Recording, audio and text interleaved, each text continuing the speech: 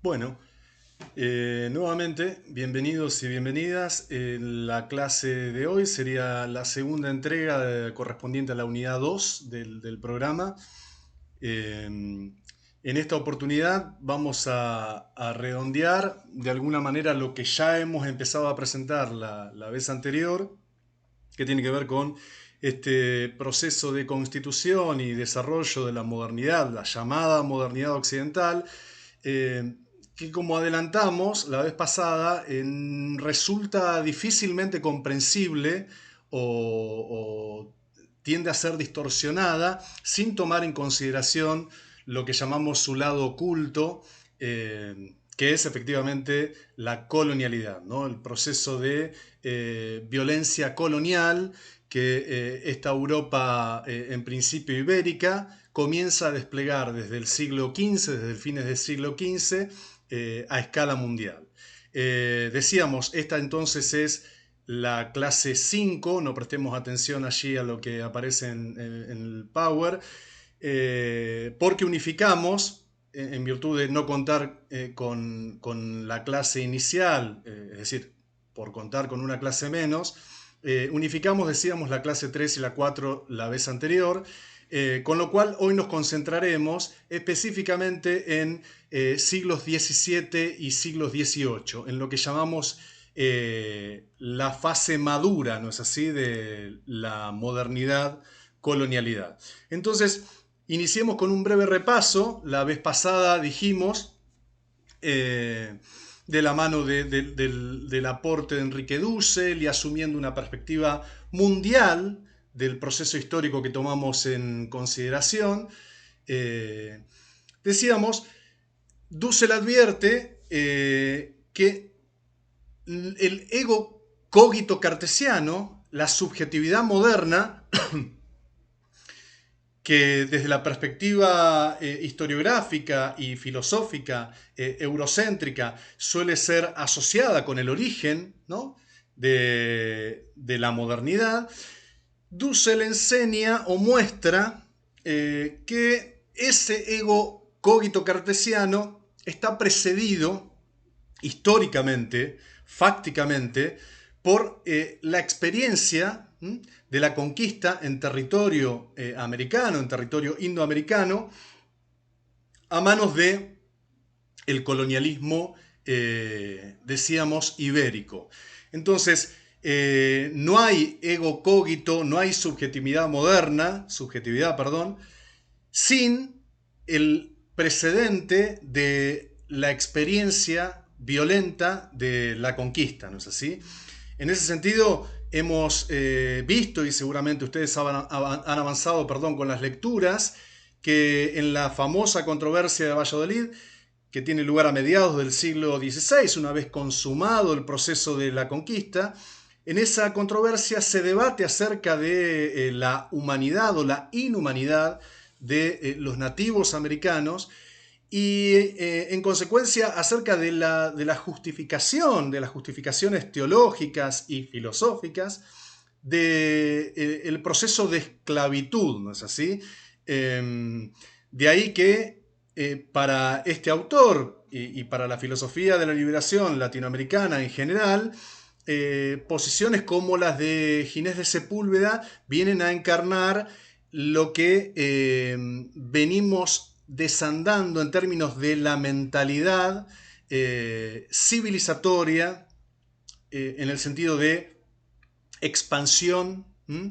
y avasallamiento y encubrimiento de esas alteridades no europeas, en este caso específicamente americanas. Y vemos cómo allí en la argumentación de este teólogo se observa entonces que lo que tiene lugar es la justificación de un proceso irracional, dice Dussel, de violencia sacrificial, ¿no es así? Y allí aparece lo que venimos concibiendo en términos del mito de la modernidad. La pretensión de justificar la violencia colonial en virtud de la consumación de procesos civilizatorios, pretendidamente civilizatorios, a la europea, ¿no? en esa concepción de la historia y del desarrollo de las civilizaciones humanas en términos unilineales, lo que este mismo autor califica como falacia desarrollista, ¿no? La pretensión de que aquellos pueblos no occidentales, no europeos, que en fin, están organizados en función de otras epistemes, en función de otras cosmovisiones, de otros modos de organizar la vida social, de otros modos de organizar la vida económica, de otras prácticas e instituciones. Esas poblaciones tienden desde esta perspectiva mítica, desde esta perspectiva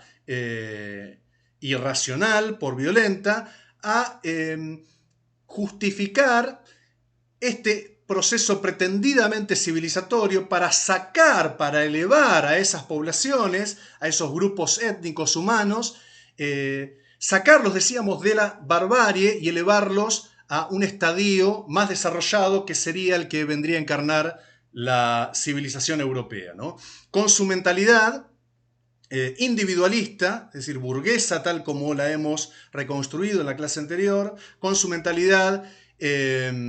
digamos, apoyada en el proyecto existencial de acumulación y maximización de ganancias o de riquezas. ¿No es así? Entonces, allí tenemos en esta primera aproximación una breve recuperación de lo que hemos desarrollado en la clase anterior. Y este es otro de los ejes en los que hemos reparado muy brevemente para ingresar a nuestro recorrido. Nos interesa entonces ver al dualismo cartesiano en una perspectiva que tiende a resignificarlo en clave, podríamos decir, latinoamericana o desde las alteridades subalternizadas, ¿no? Por el proyecto de expansión capitalista de Europa ibérica en principio y luego, como veremos en esta clase, de esa Europa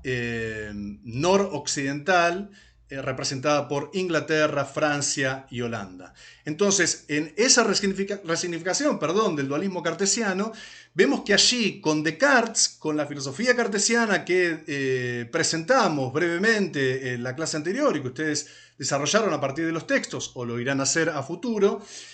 este dualismo cartesiano viene a de alguna manera encarnar una suerte de radicalización del dualismo mente-cuerpo o alma-cuerpo que está presente de alguna manera en todas las culturas, en todas las grandes culturas, en términos de una suerte de copresencia, decíamos la clase anterior, donde uno y otro elemento, mente, cuerpo, son indisociables, son inseparables. La sistematización teórica, filosófica que introduce Descartes, de alguna manera viene entonces a radicalizar la separación entre estas dos dimensiones, ¿no? Pensamiento o espíritu y naturaleza, y con ello asentar las bases de una posterior, digamos, un posterior enfoque cientificista, ¿no es así?, de la condición jerárquicamente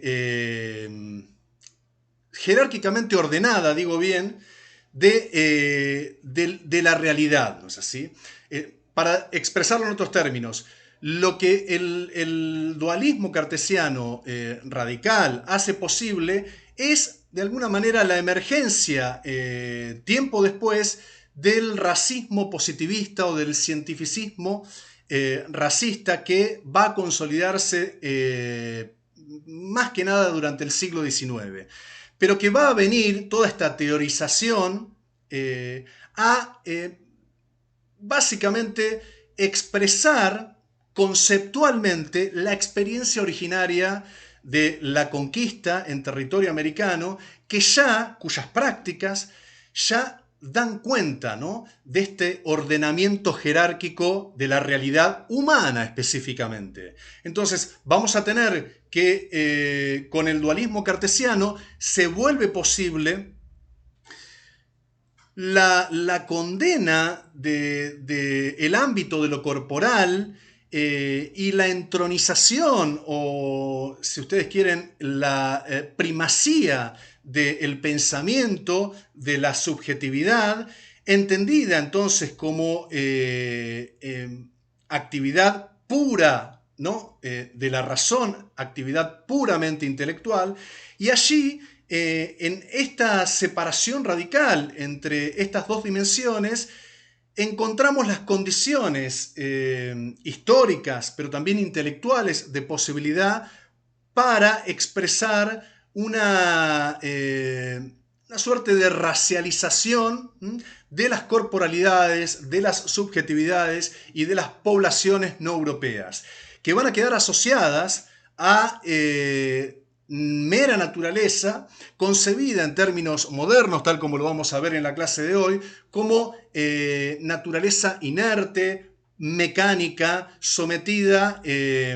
a las leyes de causa-efecto, es decir, disponible, explotable, manipulable,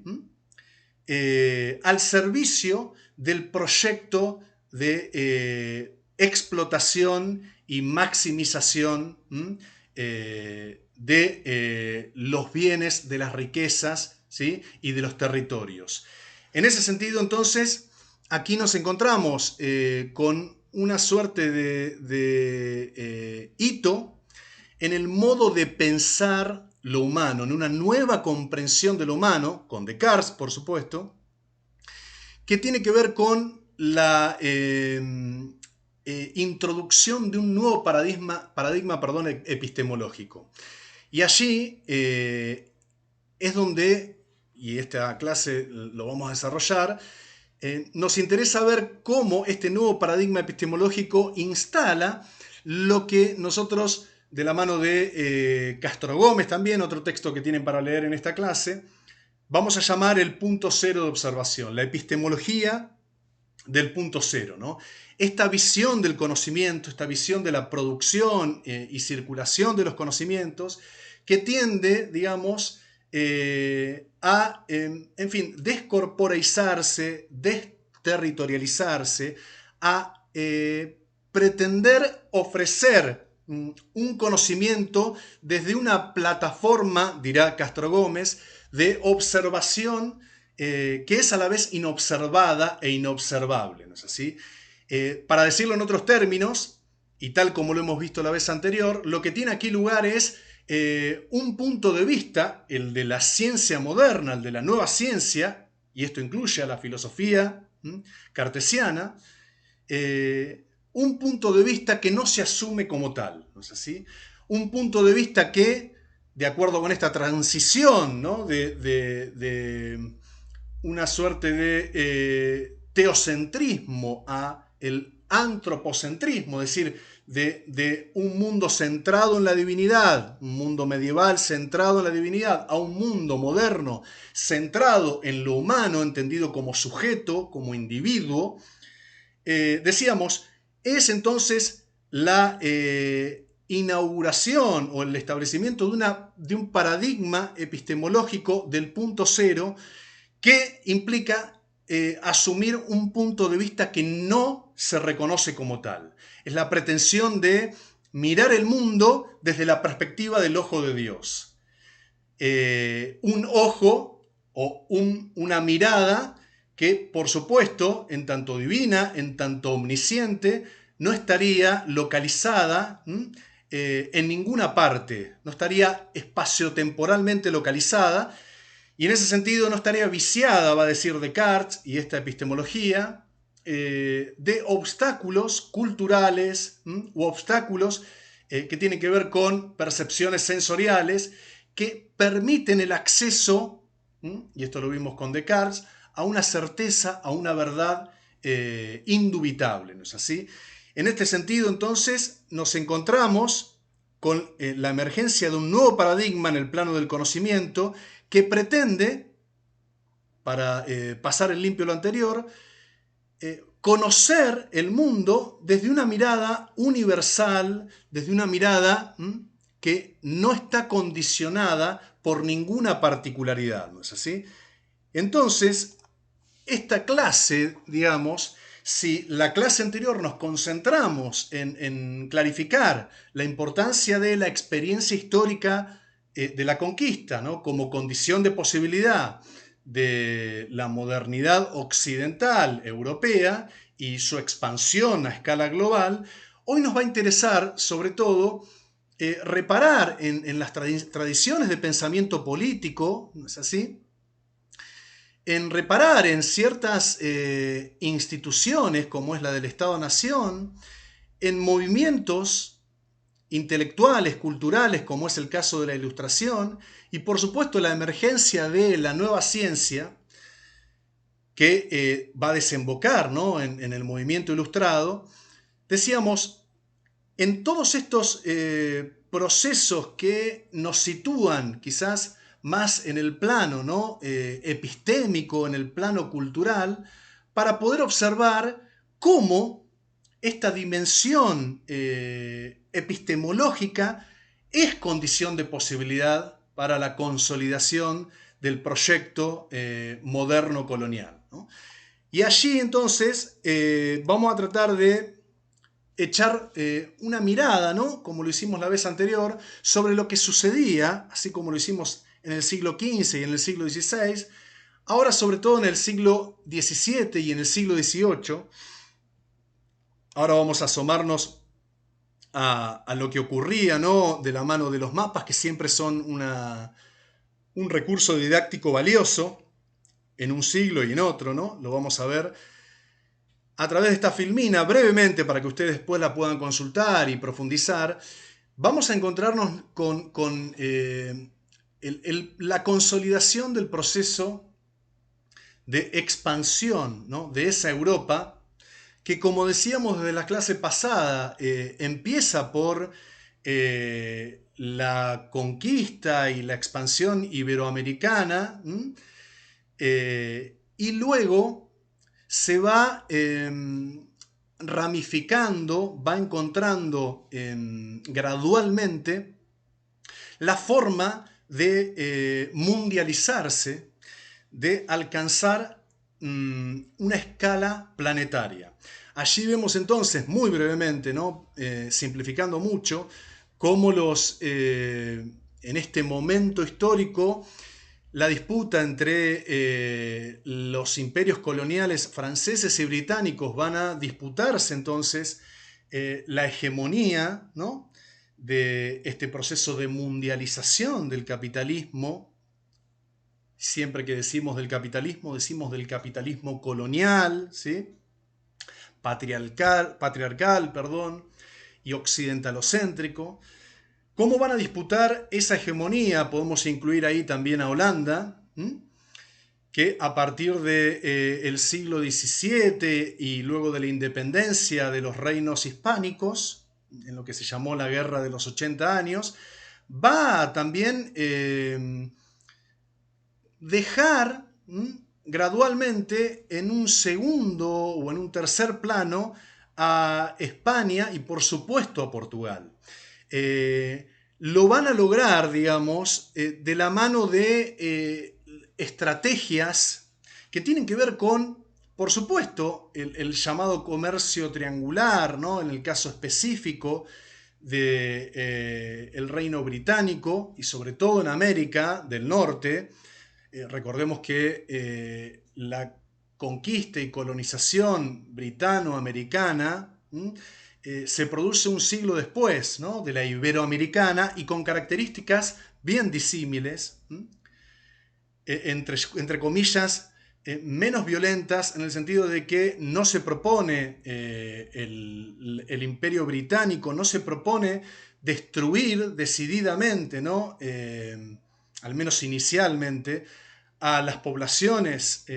indoamericanas,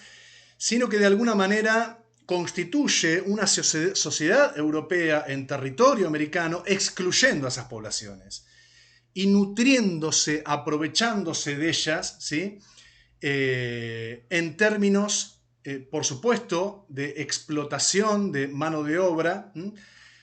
y explotación del intercambio comercial, pero siempre priorizando de alguna manera el elemento afrodescendiente, es decir, la importación de mano de obra esclava desde África, como vimos la vez anterior, y en ese sentido lo que allí se va a consolidar es más bien una sociedad, decíamos, europea, británica, en territorio americano, en América del Norte, que no va a ser inorgánica como en el caso de las colonias iberoamericanas respecto de la metrópoli, sino que de alguna manera en términos de aparato productivo va a privilegiar, digamos, una suerte de articulación con la metrópoli, de modo tal de que esta sociedad británica en América resulte capitalista desde el vamos, es decir, resulte una sociedad capitalista tal como lo venía siendo la Inglaterra, ¿no? Metropolitana, pero en territorio americano y con la consolidación de un mercado interno que no va a quedar entonces, no va a reducir, decíamos entonces, a la producción en suelo americano a mera exportación de materia prima a la metrópoli, aunque eso también va a suceder, sino que de alguna manera va a dar lugar a procesos de industrialización capitalista desde el inicio. Con lo cual allí vemos una diferenciación notable respecto de lo que ocurre en Iberoamérica, y además nos permite comprender la expansión y la tendencia del imperio inglés a hegemonizar, a liderar, vamos a decir así, a conducir la expansión del mundo capitalista a escala global, desplazando a una España, a reinos, al reino español, a la corona perdón, española, con ya aquí la emergencia de la dinastía borbónica, ¿no es así? De las reformas borbónicas, que van a representar la decadencia de estas colonias iberoamericanas en territorio, decíamos, nativo, en territorio americano, por virtud de precisamente las desinteligencias o la falta de sentido industrialista, si ustedes quieren, respecto de llevar a una nueva fase, una fase más de desarrollo de la industria manufacturera,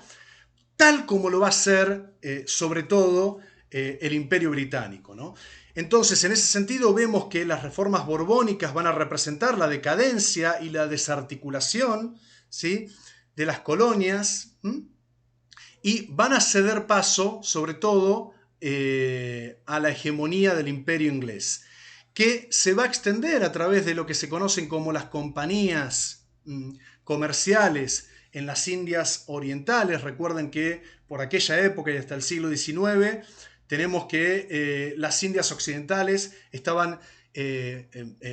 encarnaban sobre todo a lo que se conoce hoy como continente americano, y las Indias Orientales están básicamente localizadas en territorio, en el subcontinente indio, y por supuesto también en las islas del Pacífico, en lo que actualmente es Oceanía. Entonces vemos que ese siglo XVIII va a representar el desplazamiento de esta hegemonía de Iberoamérica a, si ustedes quieren, la emergencia, por eso allí entre signos de pregunta, la emergencia de un imperio. Vamos a directamente a la del siglo XVIII, a la filmina del siglo XVIII donde estábamos localizados, un imperio británico que se las ingenia para expandirse a escala global. Aquí es donde se instalan estos enclaves coloniales británicos, que incluso van a representar siglos después directamente la usurpación de estos territorios, nos referimos al subcontinente indio, la anexión de estos territorios, pero en esta época todavía lo tenemos en un proceso de expansión a escala comercial a través de estos enclaves estratégicos, tal como lo había hecho Portugal, no sé si, por toda la zona costera africana, pero también en las islas del Pacífico, aquí en Timor Oriental, por ejemplo. Y es lo que le permite entonces,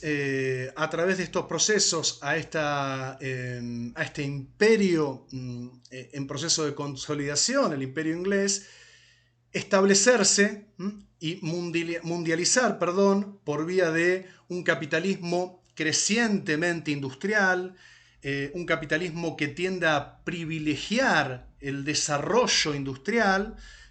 Basta con reparar, por ejemplo, en el hecho de que esta zona a la que nos referíamos recién, en el subcontinente indio, que se especializaba históricamente en manufacturas sobre la base de textiles y algodoneras, vemos cómo a lo largo de este proceso, entre otras cosas, Inglaterra logra de alguna manera colocar a estas regiones históricamente desarrolladas que habían colocado a Europa en una posición económica y culturalmente periférica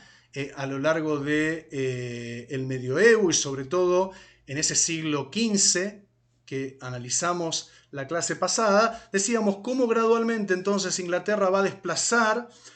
y periferizar a las regiones afroasiáticas, específicamente estamos hablando del caso del subcontinente indio, por ejemplo, obligándola a través de sus factorías, a través de sus compañías de Indias orientales, a ser meras receptoras de sus manufacturas textiles para situar a esta región en el lugar de exportador de commodities o materias primas. Y esto que estamos ejemplificando a través del caso del subcontinente indio, por supuesto vale para todas las regiones, ¿sí?, del orbe. Entonces, allí lo que tenemos es un proceso de expansión, pero que a la vez implica la contracción de otros sistemas mundos todavía vigentes como el del Imperio Turco Otomano, el mundo islámico, árabe islámico, ¿sí?, el Imperio Mogol, que todavía muestra signos de vitalidad, y por supuesto el Imperio Chino, cuya hegemonía, cuya centralidad cada vez es más puesta en crisis, ¿no? La contracción también de los pueblos bantúes.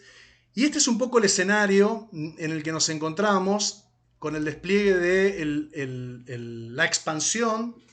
y el despliegue de lo que llamamos la modernidad europea, cuyo lado oculto y no visibilizado por esa ilustración en la que hoy nos vamos a detener un poco, decíamos cómo a través de este proceso de expansión logra también desarrollar los gérmenes que ya estaban inscritos en esa cultura europea que podemos remontar hasta el periodo renacentista. Entonces, aquí nos vamos a concentrar hoy, vamos a repasar brevemente entonces el periodo de madurez de este pensamiento burgués moderno que se expresa entonces paradigmáticamente en la ciencia moderna, en la tradición de pensamiento político, en este nuevo paradigma liberal y naturalista, vamos a decir, de la política, y que encuentra quizás su máxima expresión intelectual en la Ilustración. La tradición del liberalismo económico que emerge y se consolida, mejor dicho, en el siglo XVIII también, la van a retomar sobre todo en la clase siguiente, pero algunos elementos vamos a presentar en la clase de hoy. Entonces, venimos diciendo, y esto no, es de alguna manera vincular con la clase anterior, que en este contexto de expansión de la cultura europea, tenemos algunas innovaciones, si ustedes quieren, que ya hunden sus raíces en el bajo, en el tardo medioevo, a partir del contacto de esa Europa, ¿no? Atrasada, de esa Europa periférica, con el mundo musulmán y con el mundo oriental. Buena parte de estos desarrollos tecnológicos que son posibles en este momento histórico que estamos analizando, por ejemplo, las armas de fuego, donde la pólvora es una de las innovaciones centrales, pero también la imprenta, y por supuesto la cartografía, ¿no? Y la brújula marítima, ¿no? Para la ciencia de la navegación. Fíjense, tres niveles, ¿no? La pólvora y las armas de fuego como instrumentos tecnológicos, innovaciones tecnológicas que permiten revolucionar el ámbito o el mundo de la guerra. La imprenta, por otro lado, ¿no? Que es desarrollada por Gutenberg, pero ya se conocía, ¿no? En China. Previamente cuenta el mundo oriental con antecedentes en ese sentido, y viene a revolucionar la imprenta, la posibilidad de, como dijimos la vez pasada, ¿no? Poner en manos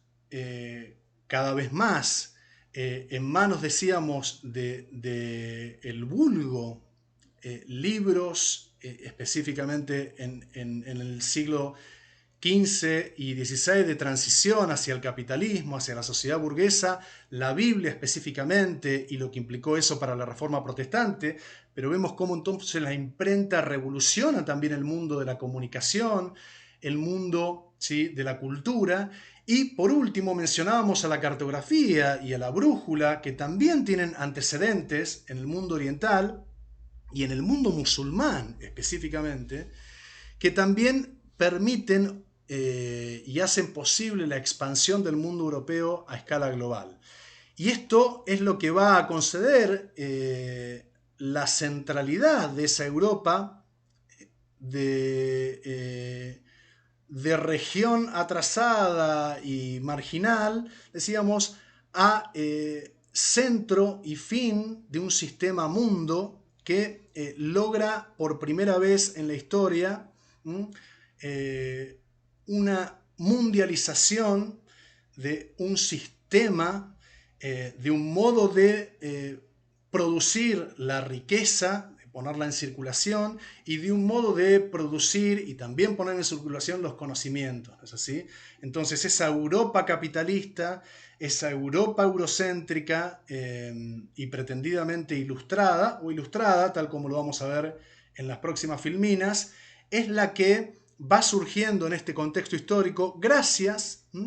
a la revolución científica, que vamos a ver ahora se expresa también en el modo de la representación del espacio, en la cartografía, gracias a este desplazamiento de una mirada localizada, de una mirada centrada, ¿no?, en la particularidad étnica de cada uno de estos sistemas mundo que coexistían con Europa, ¿sí?, previo a la consolidación del capitalismo europeo. Decíamos, de una mirada centrada en la particularidad étnica, una mirada del espacio y del mundo centrada en esa particularidad, a una mirada que más bien se universaliza o adopta, como decíamos en filminas anteriores,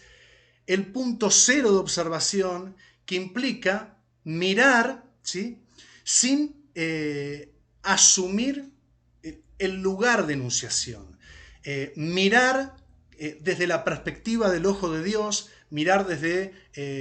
ningún lugar en particular, sino asumir la pretensión de producir conocimiento desde una mirada omnisciente, por eso universal, es decir, universalmente válida en el sentido de independiente, ¿sí?, de las particularidades culturales, de los sesgos subjetivos. Entonces, en ese universalismo que propicia la revolución científica y que se expresa en la cartografía, fíjense que el lugar desde el que se representa el mundo en la cartografía moderna, el lugar de observación, no forma parte del observado. Permanece oculto, permanece invisibilizado, permanece fuera de la representación, ¿sí? Esto lo desarrolla bien Castro Gómez en el texto que tienen para leer, y en este sentido me parece que es emblemática la cartografía moderna de este nuevo paradigma en el plano del conocimiento. Y allí entonces lo que tenemos es una ciencia moderna que instala una nueva imagen del mundo, gracias a la ruptura con los paradigmas científicos y epistémicos previos. Específicamente nos vamos a referir al aristotelismo escolástico, pero también al naturalismo renacentista. Esta nueva ciencia entonces, de la mano de los aportes que tienen lugar en las distintas ramas que a partir del siglo XVI y XVII empiezan a constituirse, fíjense, nos referimos al campo de la astronomía, de la física, al campo de la astronomía, y tenemos los aportes de Copérnico, ¿no es así?, de Kepler, de Galileo Galilei y finalmente de Newton, en un proceso de 150 años que va a implicar esta llamada revolución científica, en virtud de la cual se abandona, ¿no?, una visión del mundo que estuvo vigente durante largos siglos, ¿sí?, alrededor de 18 siglos, y que tenía, digamos, en la centralidad, ¿sí?, a la Tierra, ¿no?, como formando parte de un mundo cerrado, un mundo finito, dividido y jerárquicamente ordenado en regiones, como es el caso de esta visión que ahora estamos reconstruyendo, aristotélico, tolemaica, conocida como geocéntrica. Fíjense, la visión del mundo geocéntrica en la que la Tierra, Gea, está en la centralidad de un universo creado por la divinidad y jerárquicamente ordenado, decíamos, a través de mundos, como es el caso del mundo supralunar y el mundo, el sublunar, por debajo de la luna, y supralunar, decíamos, mundos compuestos por entidades, por seres que iban de lo más degradado, de lo más imperfecto, es decir, de la región sublunar, a lo más perfecto, lo eterno, como es el caso de la región del mundo supralunar, donde los seres, las entidades, el éter específicamente, era del orden de lo incorruptible, de lo que no cambia. Esta concepción del mundo entra en crisis en este momento y permite la emergencia de alguna manera de un mundo no ya jerárquicamente y cualitativamente, fíjense allí, ordenado, es decir, por entidades más o menos imperfectas, sino un mundo unificado, físicamente unificado, ¿no?, un mundo homogéneo, y que además, de la mano de la perspectiva heliocéntrica que introduce Copérnico, pero que posteriormente es desarrollada por los aportes de estos exponentes que acabamos de mencionar a lo largo de estos 150 años, decíamos, un mundo homogéneo que está organizado y que funciona de acuerdo a leyes universales, a regularidades objetivas, cuya estructura es de tipo matemática. Y entonces allí lo que aparece es esta suerte de isomorfismo, ¿no?, entre mente o entre la estructura matemática, ¿no?, de la mente, y esto va a ser posibilitado por estos exponentes, pero también por el propio Descartes. Decíamos, la identidad entre la estructura matemática del pensamiento y la estructura matemática del universo, que permite expresar entonces en estos términos esas leyes que rigen a lo largo y a lo ancho de un universo no ya cerrado, no ya finito, sino indefinido, pero que está sometido a las mismas regularidades que el mundo próximo, que el mundo físico, ¿no?, terrestre. Entonces el mundo celeste y el mundo terrestre se equiparan y se explican mecánicamente a partir de las mismas leyes. Y esto es importante, para no abundar demasiado, pero es importante lo de las explicaciones mecánicas, ¿no?, esta nueva física mecanicista que viene a desplazar a la antigua física aristotélica, que privilegiaba explicaciones teleológicas o a partir de causas finales, ¿no?, donde el mundo se comportaba intencionalmente. El mundo estaba más bien organizado a través de una lógica, ¿no?, que tiene que ver con que cada ser tendía a realizar su esencia, a realizar su naturaleza en un pasaje de lo que Aristóteles llamaba potencia al acto, de lo que las cosas eran potencialmente a lo que las cosas eran en acto, una vez que lograban actualizar precisamente su naturaleza. Bien, aquí en la nueva física lo que encontramos entonces es más bien un nuevo paradigma que tiende a pensar al universo como una gran máquina, como una gran maquinaria, y en ese sentido las explicaciones que importan o el modelo de comprensión de inteligibilidad, es decir, de explicación que emerge aquí, tiene que ver con el comportamiento de los entes, de las entidades, de las cosas, de los objetos, en términos de propiedades de la materia y estados de movimiento de la materia. Fíjense que entonces, a partir de la física moderna, de la nueva ciencia, la explicación del mundo es una explicación, recordemos la presentación, ¿no?, que hicimos inicialmente, una explicación mecanicista, donde el mundo está reducido a mera máquina, a un comportamiento meramente mecánico, que puede ser entendido en términos causales, es decir, de una causalidad mecánica, donde la materia es meramente pasiva y está sometida a las leyes de causa-efecto. Y entonces allí este cambio de paradigma es decisivo y está en sintonía, ¿no?, como decíamos antes,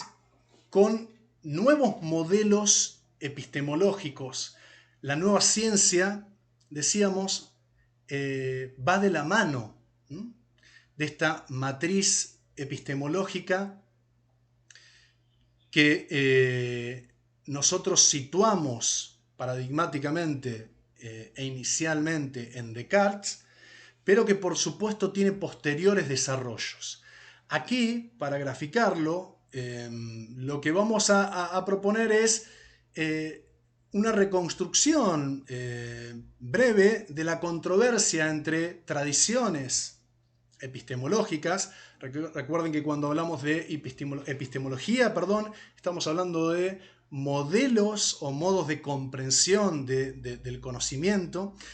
Y como vimos con Descartes, lo que se instala allí o lo que inaugura Descartes es una suerte de escuela o tradición racionalista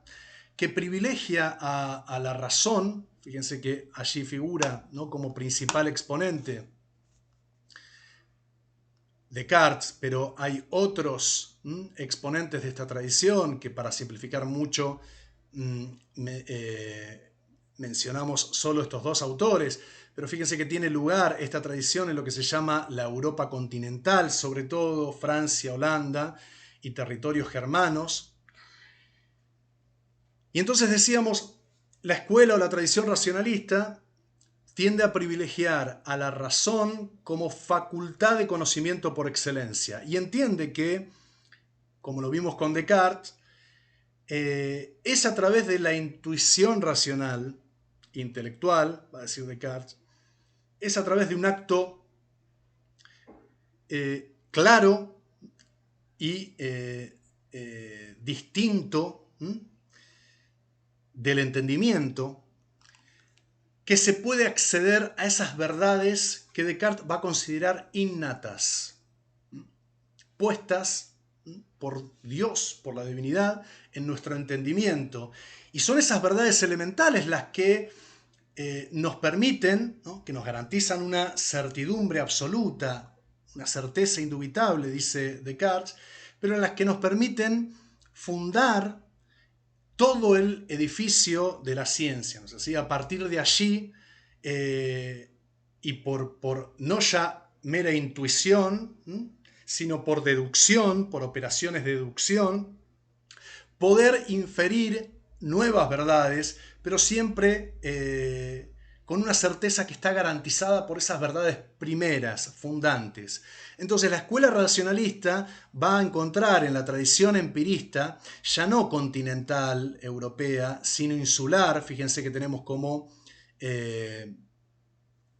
región del mundo específicamente a Gran Bretaña y paradigmáticamente al empirismo de Hume, pero con antecedente en Locke, por supuesto, a quien vamos a retomar en próxima filmina. Entonces el empirismo, en contra del racionalismo, va a decir que el conocimiento no se origina entonces en la razón, no se funda en el entendimiento, sino que más bien procede de la experiencia sensible. Esta tradición, esta escuela epistemológica, esta escuela empirista, va entonces explicar el conocimiento a partir de la experiencia sensible, poniéndola en la centralidad. Cuando decimos experiencia sensible, decimos la posibilidad de experimentar sensaciones, percepciones, impresiones, dice Hume, como base para formar nuestras ideas. Toda idea procede, dice el empirismo de Hume, de impresiones previas, ¿no es así? Para ser verdadera esa idea, para, en todo caso, dar cuenta de o representar el mundo, tiene que apoyarse, tiene que acreditar una impresión previa, ¿no es así? Entonces, en ese sentido, la controversia ya queda armada entre un racionalismo que entiende a la razón como facultad privilegiada del conocimiento y un empirismo que pone en la centralidad a la experiencia sensible. En este contexto, tiempo después, emerge entonces lo que se conoce, perdón con el mouse que siempre está un poco alocado, el idealismo trascendental y la figura de Kant, que vamos a reencontrar en breve en la ilustración, que muy rápidamente trata de sintetizar, ¿no?, la propuesta racionalista y empirista para despertar, como dice el propio Kant, de lo que él llama el sueño dogmático de la razón, racionalista, cartesiano, que pretendía que era posible el conocimiento de todo,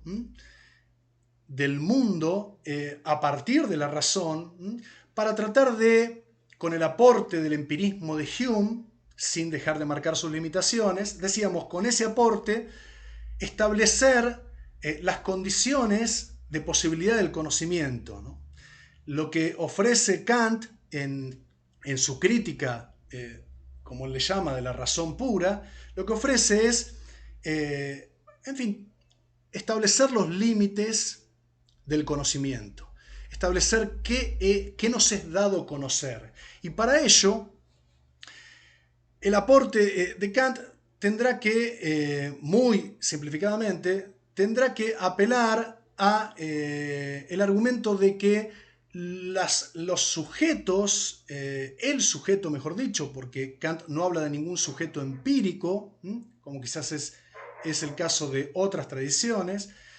el sujeto trascendental, es decir, el conocimiento, es posible gracias a que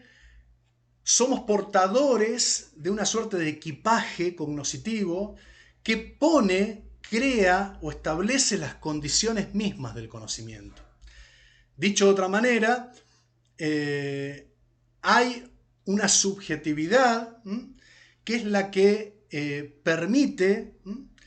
de alguna manera establecer las condiciones de la objetividad, establecer el campo de la objetividad. De ahí que Kant va a insistir en que necesitamos, ¿no?, del material sensible del que hablaba Hume, ¿no?, de esas impresiones sensoriales, de la sensibilidad, perdón, dice Kant. Necesitamos de ese material para ordenarlo a partir de nuestras categorías de pensamiento, nuestras categorías del entendimiento, que, tal como lo pensaba Descartes, seguirán siendo en Kant innatas, seguirán siendo constitutivas, ¿no?, de nuestro modo de conocer. Y entonces, a partir de estos conceptos puros, como es el caso del concepto de causalidad, a partir de estos conceptos puros, organizar ese material de la sensibilidad y formar así, lo que dijimos recién, el campo de la objetividad. ¿Sí? Por eso allí solo es posible conocer, dirá Kant, aquello que nos es dado en la sensación y a partir de nuestras categorías cognoscitivas, nuestras categorías del entendimiento. Hay una vieja fórmula kantiana que dice toda intuición, ¿sí?, sin concepto es ciega, y todo concepto sin intuición, es decir, sin percepción, es vacío, ¿no? De ahí que hablábamos al principio del programa kantiano como un programa que se propone sintetizar las escuelas anteriores de pensamiento. Entonces allí, con el aporte de Kant, vemos cómo está en sintonía, ¿no?, la emergencia de la nueva ciencia y las modernas teorías del conocimiento, siempre referidas a un observador, a un conocedor, digámoslo en sus propios términos, a un sujeto cognoscente que establece las condiciones de posibilidad, ¿no es así?, del conocimiento, y que ofrece por ello una mirada universal, ¿no?, capta esas leyes universales del mundo, ya sea del mundo natural, como en el caso de la nueva ciencia, o bien del mundo humano o social, como es el caso de la filosofía moral, como es el caso de las teorías del conocimiento, que van en este recorrido que hicimos desde Descartes, pasando por Hume, hasta Kant, ¿no es así? Entonces es un poco establecer, de la mano de estos aportes, las leyes de la naturaleza, del mundo físico, o las leyes de la naturaleza humana, ¿no?, como se lo han propuesto estos filósofos. Allí entonces nos interesa rescatar, ya haciendo una transición hacia otro plano, como es el plano de la política, otros hitos que tienen que ver con algunas instituciones decisivas para comprender esta modernidad madura de los siglos XVII y XVIII. Nos referimos específicamente al Estado-Nación, que emerge en el contexto de las monarquías absolutistas y que tiene, si no plena, una vigencia significativa, ¿no?, en nuestra actualidad. Nos referimos a los estados nacionales, a los nacionalismos que emergen en este contexto del siglo XVII y se consolidan el Estado-Nación en el siglo XVIII, pero decíamos, lo hacen de la mano de el absolutismo monárquico que implica el canto de, vamos a decirlo así, el canto del cisne de la nobleza terrateniente, ¿no? El último intento de prevalecer en el poder por parte del el antiguo régimen feudal encabezado por la nobleza, por el señorío feudal. Entonces, es como una estrategia de refeudalización, la del absolutismo monárquico, pero que implica la pérdida de poder real por parte de esta clase, nos referimos a la nobleza, que entra en un proceso de decadencia, para dar paso o poner en la centralidad a la monarquía, al rey, en alianza con ese actor emergente del que hemos hablado en la clase anterior y en esta misma clase, que es la burguesía, ¿no? Entonces esta alianza es lo que posibilita la emergencia, ¿no?, de estos estados nacionales que suponen, tal como lo conocemos en la actualidad, el monopolio del poder sobre un territorio y en relación a una población que queda afectada, ¿no es así?, por la autoridad soberana, en este caso del monarca, y esto implica la homogeneización, la integración territorial de las regiones sobre la base del principio de soberanía política. Fíjense que aquí está la referencia quizás a un acontecimiento histórico como es la paz de Westfalia, no sé si en el 48, en 1648, que vino a poner fin a lo que llamamos la guerra de los 80 años entre Países Bajos y España, los reinos hispánicos, pero sobre todo a la guerra de los 30 años, que había iniciado como una guerra entre reformados y católicos en esa Europa en disputa, que implica, digamos, la merma significativa, ¿no?, de su población, su autodestrucción durante esas 3 décadas. Y decíamos, Europa sale adelante a través de un pactismo, una nueva concepción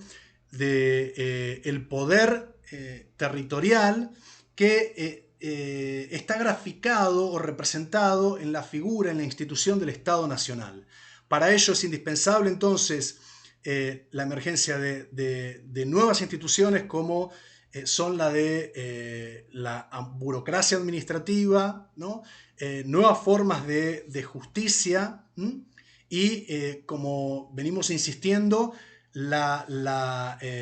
gradual consolidación de la burguesía en estos aparatos de poder que finalmente van a desembocar en las revoluciones burguesas de los siglos XVII y XVIII.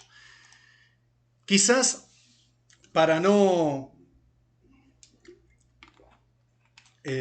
abundar demasiado, el eje filosófico central de este proceso histórico que estamos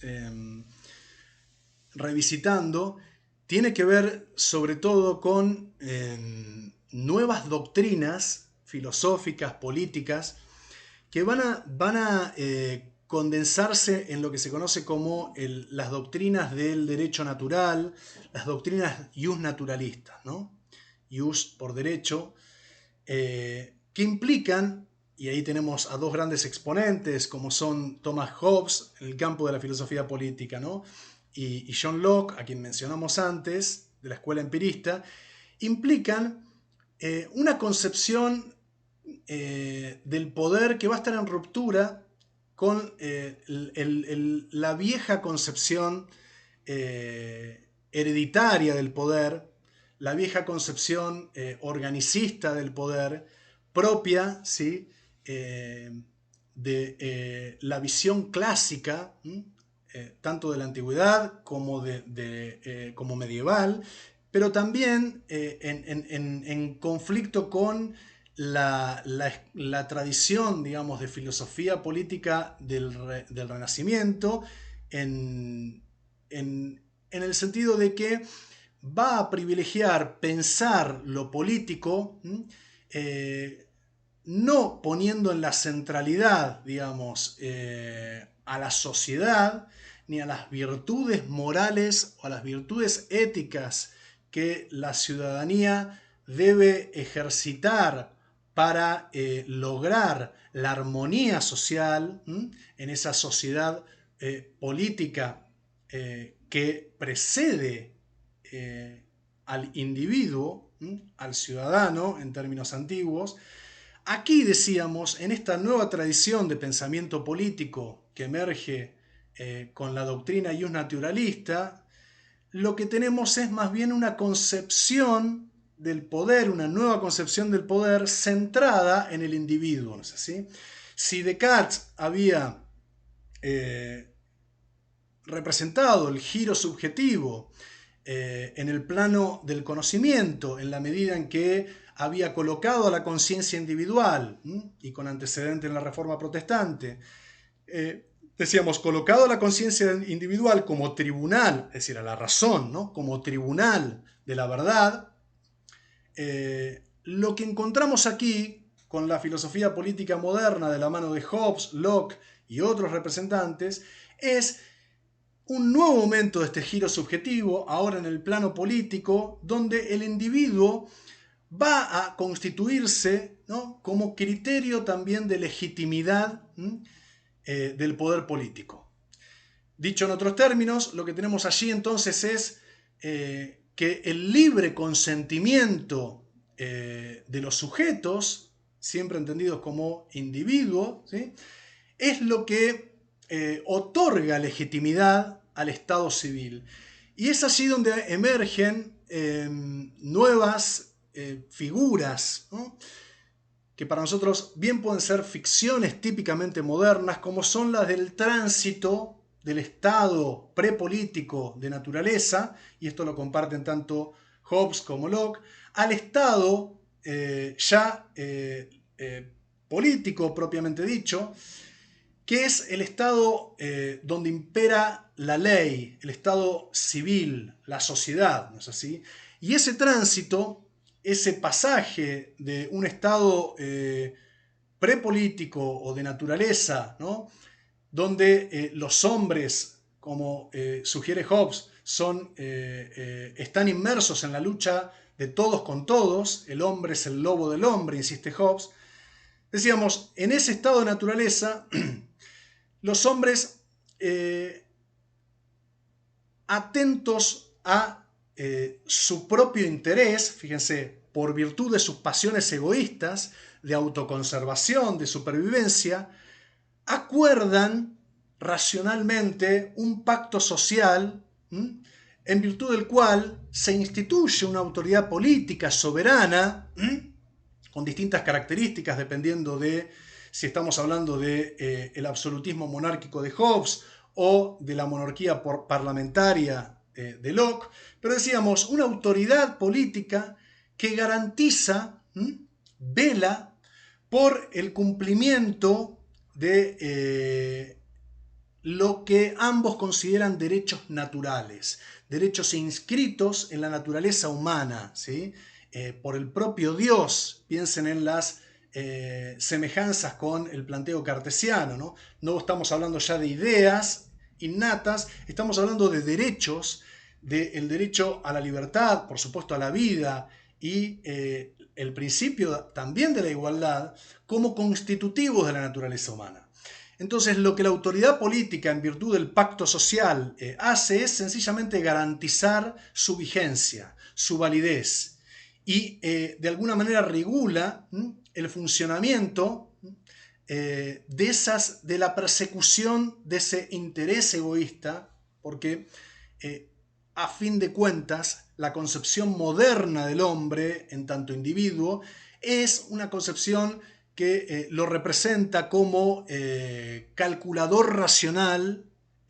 maximizador racional del propio beneficio, ¿no?, del propio interés. Es así entonces que el Estado se pone en el lugar de garante de esos derechos naturales. Y allí, no tenemos tiempo ahora de desarrollarlo, tiempo después, lo que encontraremos es una concepción como la de Montesquieu, ya en pleno proceso ilustrado, que va a intentar, lejos del absolutismo monárquico de Hobbes y más cerca de la monarquía parlamentaria inglesa de Locke, va a intentar una concepción del poder equilibrada que permita, ¿no?, pensar, digamos, de la mano de la división de esferas conocidas en nuestra actualidad y que hacen a nuestra democracia representativa con plena vigencia, decíamos, a la división, separación de esas esferas autónomas, ejecutivas, parlamentarias y judiciales, ¿no es así?, como formas de organización y fíjense, de autoorganización del pueblo, de los ciudadanos, que permiten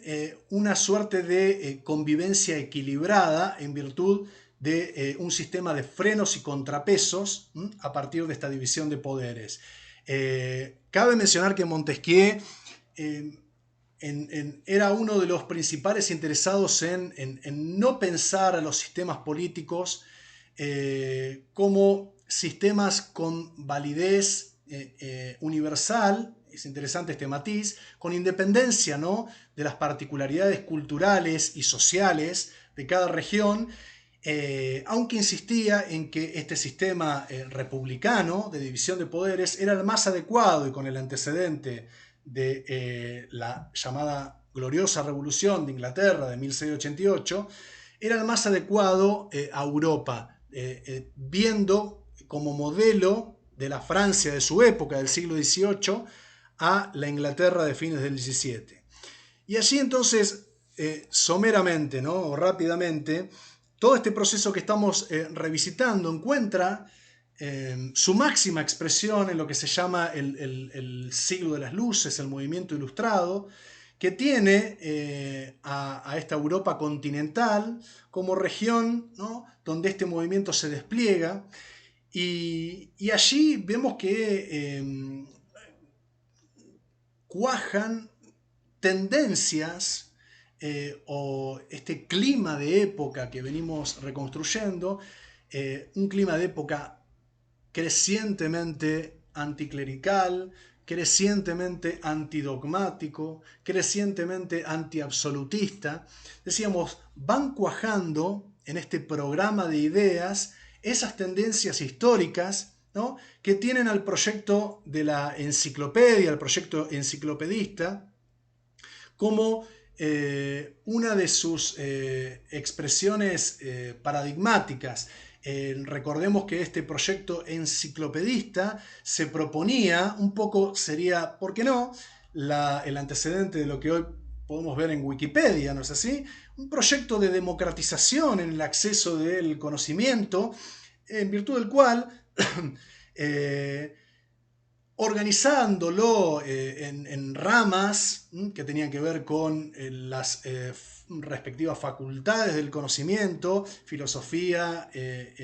y teniendo allí la razón como facultad emblemática de conocimiento, la memoria, ¿no?, como otra facultad, y la rama a la que daría lugar, que es la historia. Entonces así, la imaginación como otra de las facultades, y el arte. Fíjense, tres grandes campos que se van autonomizando a partir de este proceso, de este movimiento histórico que es el de la Ilustración, y que en este proyecto enciclopedista se proponía desarrollar estos conocimientos para, en una clave vanguardista y, por qué no, también elitista, darlos a conocer, divulgarlos y ponerlos al alcance del vulgo, de la plebe, para precisamente dar lugar a la educación de las masas o de los, digamos, no ilustrados, ¿no es así? Fíjense cómo ahí de alguna manera vemos una función de tutelaje que de alguna manera va a concebir, conceptualizar, teorizar el propio Kant, como veremos ahora brevemente, y problematizar, ¿no?, este filósofo alemán. Pero de alguna manera, valga la redundancia, lo que tiene lugar allí es la pretensión por parte de estos sectores ilustrados, esta vanguardia, esta élite iluminada, que da lugar a nuevas formas de sociabilidad que tienen que ver con la esfera pública, lo que se va a llamar la esfera pública, la libre circulación, ¿no?, de los pensamientos, de las ideas. Decíamos, esta vanguardia se propone entonces en cada uno de estos campos del conocimiento alcanzar los principios, como decíamos hace un rato, fundantes de la moral, el arte y la ciencia. Dicho de otro modo, se propone entonces fundamentar racionalmente, apelando a principios o leyes universales, cada uno de los ámbitos de la vida humana, ¿no es así? Y allí entonces vamos finalizando, decíamos, en este recorrido para ya advertir que en las promesas de la modernidad, de este proyecto moderno occidental que hunde sus raíces en la violencia colonial, que resulta inexplicable, como venimos insistiendo, sin apelación a la experiencia originaria de la conquista y a ese proceso violento de expoliación y de exterminio sistemático, ¿no? Cuando decimos expoliación nos estamos refiriendo a la explotación sistemática de seres humanos y a la apropiación sistemática de seres humanos y personas, como también este proyecto, este programa, va poniendo en evidencia sus enormes limitaciones, sus crisis, teniendo a esos otros, a esas alteridades, a las mujeres, a los nativos no europeos sobre todo, esclavizados, reducidos a esclavitud o bien reducidos a servidumbre, a los propios trabajadores, ¿no?, de este capitalismo en vías de maduración, de este capitalismo crecientemente industrial, hegemonizado por Inglaterra, de la mano de lo que conocemos como la revolución la revolución industrial. Decíamos, a esas alteridades que tienen que ver con los otros negados, oprimidos por la modernidad ilustrada. Es interesante reparar allí en el caso de, por ejemplo, la primera ola del feminismo, donde en el contexto, ¿no?, de la Declaración de los Derechos del Hombre y del Ciudadano, referentes protofeministas, ¿no?, como las que aparecen aquí, Olympia de Gauche, y van atendiendo a esas necesidades y a esos derechos que precisamente son negados o invisibilizados, ¿no?, por el programa ilustrado, y en este caso nos referimos específicamente al derecho de las mujeres, ¿no? Escribiendo ella los derechos, la Carta de los Derechos de las Mujeres, ¿no?, y las ciudadanas, y consecuentemente guillotinada por el jacobinismo robesperiano, ¿no? Entonces allí vemos cómo en un caso como es el de las mujeres, para no abordar los otros que hemos ya recorrido, emerge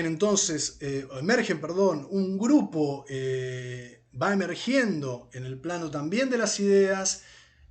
un grupo invisibilizado por la ilustración moderna. Y es en este contexto, esto es interesante, ¿no?, reparar entre paréntesis, en el doble estándar de lo que ocurre entre una revolución, un proceso, mejor dicho, de independencia, como es el de Estados Unidos y su constitución liberal, ¿no?, tal como lo hemos desarrollado recientemente, y el proceso de independencia haitiano, la primera revolución independentista americana, ¿no?, y del Caribe, protagonizada por otro de los grupos negados, como son los afrodescendientes, ¿no?, en la revolución haitiana, sofocada violentamente y también invisibilizada por la historiografía oficial. Para ir finalizando entonces lo que se instaura a lo largo de todo este proceso, cuya dimensión epistémica y cultural hemos recorrido en esta clase, es un nuevo patrón de poder colonial, un nuevo patrón de poder racista que hunde sus raíces en la categoría de raza, en la construcción histórica a partir de aquella experiencia originaria de la conquista, o en el contexto, mejor dicho, de esa experiencia violenta de colonización. Decíamos, vemos cómo este modo de concebir a lo humano en términos, digamos, diferenciales, a partir de una pretendida biologización de la inferioridad de esos cuerpos, esas subjetividades y esas poblaciones no europeas, no occidentales, que son racializadas, ¿no? Que son pensadas como dotadas de una estructura biológica diferencial que se expresaría a partir del color de piel. Vemos cómo este nuevo patrón racista, de organización racista de las poblaciones, cuando decimos organización nos referimos a la clasificación de las poblaciones en términos diferenciales, va permitiendo o va acompañando la expansión de este capitalismo que se nutre de esta jerarquización de lo humano para legitimar la violenta imposición o asignación de roles sociales, de funciones productivas, dicho en una palabra, esta nueva división racial del trabajo, ¿no? Que se irá expandiendo a escala internacional, a escala global. Con lo cual, entonces, tanto la categoría de raza como esa construcción mental de la modernidad colonial, como la división, ¿no?, consecuente del trabajo en términos raciales, colocan al mundo a través de una suerte de grilla en la que los europeos se autoproclaman, ¿no?, raza superior, y pretenden ser portadores, en tanto grupo étnico, de una cierta superioridad biológica que en siglos posteriores, como decíamos al principio, de la mano del racismo cientificista o del positivismo cientificista, van a teorizar, ¿no?, y van a intentar medir a través de distintas estrategias como son la craniometría y demás, decíamos, y la frenología. Vemos cómo allí emerge este nuevo patrón que tiende a legitimar la inferioridad, la subordinación, la subalternización de las poblaciones y de los conocimientos no europeos. Entonces allí invito a que vean esto, por razones de tiempo no podemos leerla y comentarla ahora mismo. Invito a que lean con atención entonces este pasaje de un texto de Grofogel que no está en la bibliografía que le hemos acercado y que es muy interesante porque tiene que ver con dar cuenta de el color de la razón o la geografía de la razón importa a la hora de ver el mundo, ¿no es así? Esa pretensión del punto cero propia de la epistemología moderna, que tiende a ocultar, invisibilizar el lugar de enunciación, que es un lugar marcadamente burgués, colonial, es decir, racista, patriarcal, pero que en pos de esa pretendida mirada universal tiende a ocultar su lugar de enunciación. Bueno, Grofogel nos invita a pensar en que desde otras geografías y desde otras geopolíticas de la razón, es decir, desde otros lugares de enunciación, salta claramente entonces a la luz que el proyecto de la ilustración, el proyecto de la modernidad occidental es un proyecto abierta y marcadamente excluyente de las alteridades no occidentales y europeas que, como van a ver y vamos a ver en próximas clases, empieza a resquebrajarse desde al interior, mejor dicho, de la propia Europa, como ya lo venía haciendo a escala global y en la periferia. Eso sería entonces todo por ahora. Espero que haya quedado claro o que hayan quedado claros los ejes fundamentales que hemos recorrido y por supuesto retomaremos entonces a partir de la clase de consulta del viernes todo lo que sea necesario. Saludos entonces para todos.